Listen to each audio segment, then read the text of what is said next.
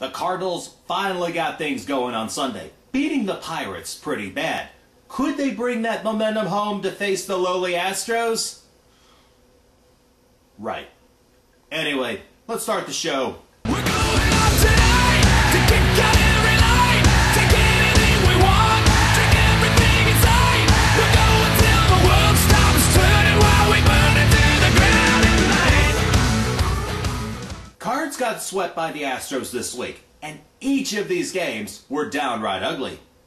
Once again, the hitting has been inept. They've lost all discipline out there and are chasing every bad pitch one after the other, especially those that hit the dirt. The other thing?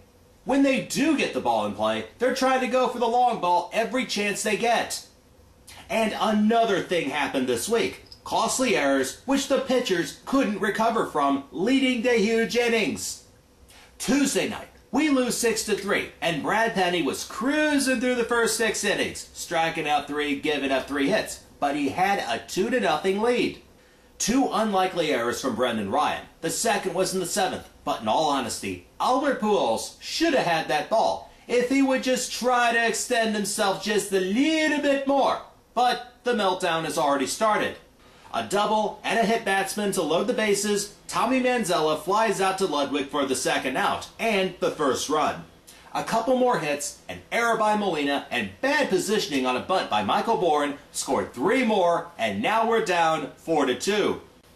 On that bunt by Bourne, why wasn't anyone on first to cover for the out? On to the 8th, after John Jay scored to bring us back to within a run, leave it to Jason Mott to serve up 2 home runs. Lance Berkman and Hunter Pence each have solo shots, and with our offense the way it was, there was just absolutely no way we were going to recover. It gets worse on Wednesday night, where we lose 9-6, and believe me, this one wasn't as close as the score might show. Once again, we take an early 1-0 lead in the first. Houston would tie it in the third as their pitcher, Wandy Rodriguez, scored. But it doesn't stop there. 4th inning, Brendan Ryan commits his second error of the game. Now, before the series, he had 3 errors for the entire year. We get 2 out with runners on first and second. Oh yeah, Kyle Loesch is pitching, and proceeds to show us exactly why we're paying him $10 million a year. Bourne singles to load the bases. Jeff Keppinger doubles to clear the bases. And if that wasn't bad enough, Lance Berkman burns us again with a 2-run homer, giving them a 6-1 lead. Houston scored another run in the 5th and 2 more in the 6th, and all of a sudden we're down 9-1. Wandy Rodriguez not only got the win, striking out 3, allowing 4 runs on 5 hits, he also scored a run and had an RBI in this game. You do remember, he got shelled back in the home opener, right? The Cards did have a 4-run rally in the 6th. All of those runs manufactured. They scored another run in the 9th, but it was too little too late. And yesterday, another loss, 4-1. Our main nemesis, it seems, Bud Norris, was on the mound. And you know what that means? It's time for the Bud Norris fact of the day. Bud Norris, coming into this game, he's 3-0 with an earned run average of 0 lifetime against the Cardinals. While against everyone else, his earned run average is over 9. Sadly, nothing would change. Chris Carpenter would do okay. He struck out 5, gave up 6 hits, but he had a bad 3rd inning.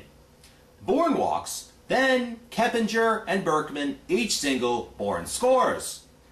Carlos Lee would fly out, but he and Carp have some words as he's going up to first base. Both benches come out and absolutely nothing happens. Except Carpenter's thrown off. With the next batter, Hunter Pence, he proceeds to hit a 3-run homer, and we're down 4-0. We get a run back in the 7th, thanks to Albert Pujols ignoring a stop sign by third base coach Jose Oquendo. Wait, you know what that means? Bud Norris is human after all.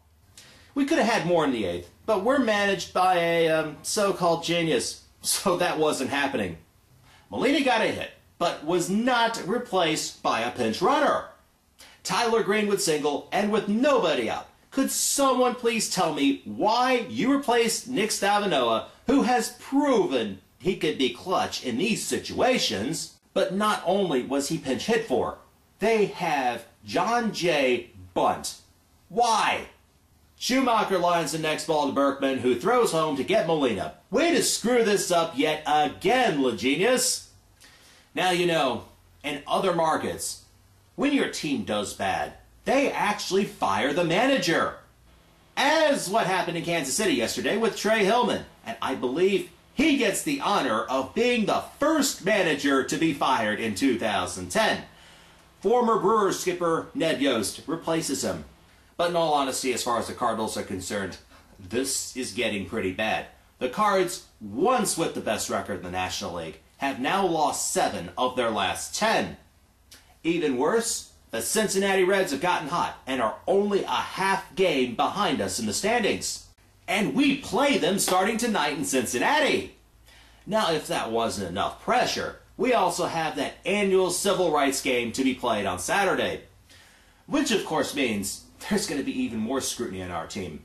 Guys, please get back on track. I'm coming up to St. Louis next weekend, and I'm not really interested in watching garbage baseball that you guys have been playing recently.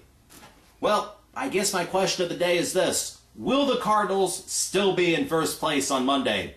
As always, you can submit your answers, comments, questions, or anything else in the comment box below. You can subscribe on YouTube, follow me on Twitter, and add me on Facebook if you can find me. Have a great weekend, and remember, the more she drinks, the better you look. Go Cards!